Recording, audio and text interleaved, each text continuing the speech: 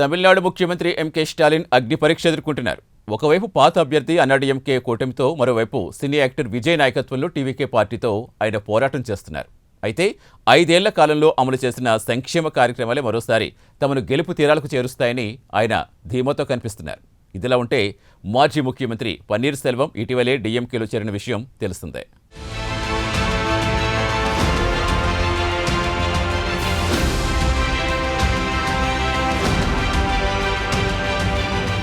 తమిళనాడులో ఈసారి మహాసంగ్రామం జరగబోతోంది.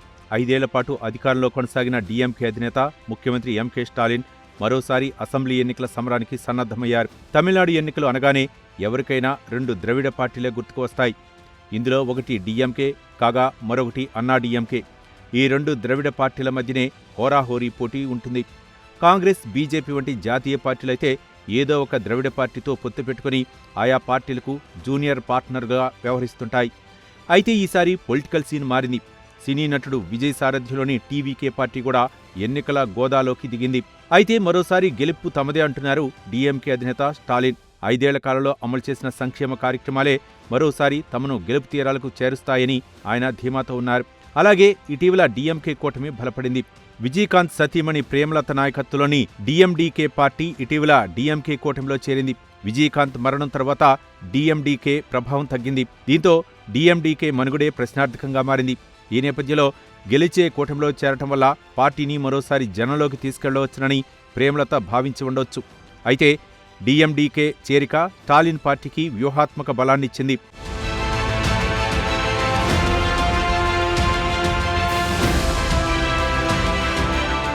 కాగా హిందీ భాషను తమిళులపై బలవంతంగా రుద్దితే సహించేదే లేదంటూ కొన్ని నెలల క్రిందట కేంద్ర ప్రభుత్వంపై ఎంకే స్టాలిన్ చిన్న సైజు యుద్ధం చేశారు.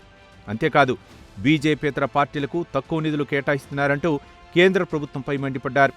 మొత్తం మీద తమిళనాడు హక్కులు వర్సెస్ ఢిల్లీ ఆధిపత్యం అనే అంశాన్ని జనంలోకి తీసుకువెళ్లడానికి ముఖ్యమంత్రి ఎంకే స్టాలిన్ పక్కా వ్యూహం తయారు చేసుకున్నట్లు సమాచారం. కాగా అన్నాడీఎంకే నాయకత్వంలోని ఎన్డీఏ కూటమిలో పరిస్థితులు అంత ఆశాజనకంగా లేవు.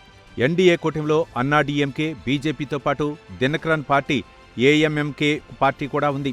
అయితే అన్నాడీఎంకే ప్రధాన కార్యదర్శి పళనిస్వామికి దినకరన్కు పాత గొడవలున్నాయి. కాగా కేంద్ర హోంమంత్రి అమిత్ షాకు ఇచ్చిన మాటకు కట్టుబడి దినకరన్ కొన్ని రోజుల క్రిందట ఎన్డీఏ కూటమిలో చేరారు. అయితే విపక్ష కూటమిలో దినకరన్కు పళనిస్వామి తగినంత ప్రాధాన్యం ఇవ్వటం లేదన్నది చెన్నై రాజకీయ వర్గాల సమాచారం. దీంతో ఎన్డీఏ కూటమిలో దినకరన్ చివరి వరకు కొనసాగుతారా లేక ఎన్నికల ముందే వైదొలుగుతారా అనే ప్రశ్న తెరమీదకు వచ్చింది.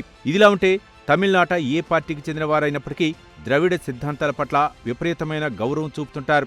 ద్రవిడ రాజకీయాల మూల సిద్ధాంతమైన సమానత్వం, ప్రాంతీయ స్వాభిమానం, భాష గుర్తింపు అంశాల నేపథ్యంలో బీజేపీతో పొత్తు అన్నాడీఎంకేకు మైనస్ పాయింట్ అవుతుందన్న అభిప్రాయాలు కూడా వ్యక్తమవుతున్నాయి.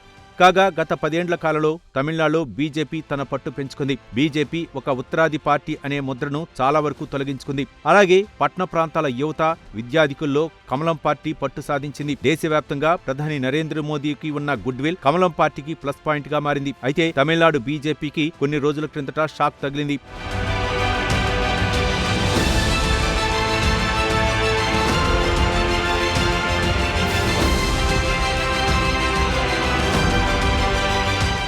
ఎన్నికల ప్రచార బాధ్యత నుంచి కె అన్నామలై వైదొలిగారు. అన్నామలై అంటే సాదాసీదా నాయకుడు కాదు. కిందటిసారి అసెంబ్లీ ఎన్నికల సమయంలో బీజేపీ రాష్ట్ర అధ్యక్షుడిగా అన్నామలై వ్యవహరించారు. ద్రవిడ పార్టీలకు పుట్టినిల్లు లాంటి తమిళనాడులో కమలం పార్టీని గడప గడపకు తీసుకువెళ్లటానికి అన్నామలై శ్రమించారు. అంతేకాదు తమిళనాట బీజేపీ కార్యకర్తలకు కొండంత అండగా అన్నామలై నిలిచారు. మొత్తం మీద ఎన్నికల ప్రచార బాధ్యతల నుంచి అన్నామలై వైదొలగటం కమలం పార్టీకి కోలుకోలేని దెబ్బగానే భావించాల్సి ఉంటుంది. ఈ పరిస్థితిలో విజయ్ నాయకత్వంలోని టీవీకే పార్టీ ఒక ప్రత్యామ్నాయంగా జనం ముందుకు వెళ్తోంది.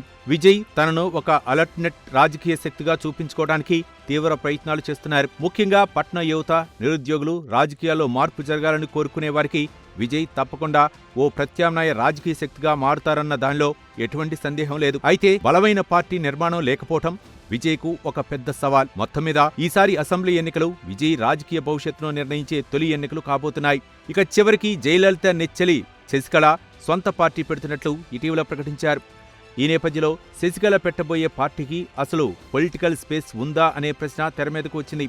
అంతేకాదు అసెంబ్లీ ఎన్నికల బరిలోకి శశికళ పార్టీ దిగితే ఎవరికి ప్లస్ ఎవరికి మైనస్ అనే ప్రశ్న కూడా తలెత్తింది. అంతేకాదు అసెంబ్లీ ఎన్నికలకు పట్టుమని 3 నెలల సమయం కూడా లేదు. ఇంత తక్కువ సమయంలో పార్టీ నిర్మాణం చేయటం, అలాగే సదరు పార్టీని జనంలోకి తీసుకెళ్లటం అంత సులభమైన అంశం కాదంటున్నారు రాజకీయ పరిశీలకులు. మొత్తం మీద ఈసారి తమిళనాడు ఎన్నికలు రసవత్రంగా జరగబోతున్నాయి.